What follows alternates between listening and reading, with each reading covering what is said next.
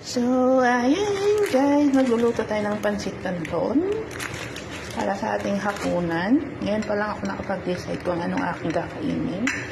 Tapos magluluto tayo ng chicken nugget. Heart, heart, heart. Di ko malimutan ang iyong mga lahit. Sana'y huwag nang matapos yung gabi.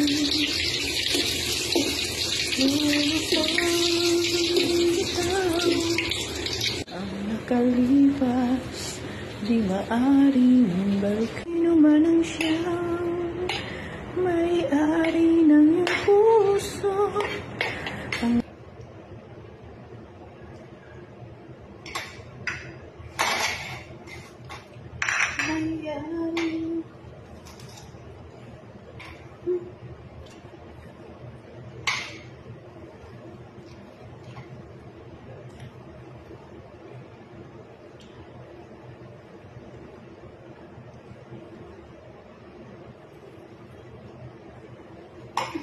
Hindi nakakulita. Nausukan ng salamin. Kain na! Meron tayong hot Milo. Pansit canton at nuggets.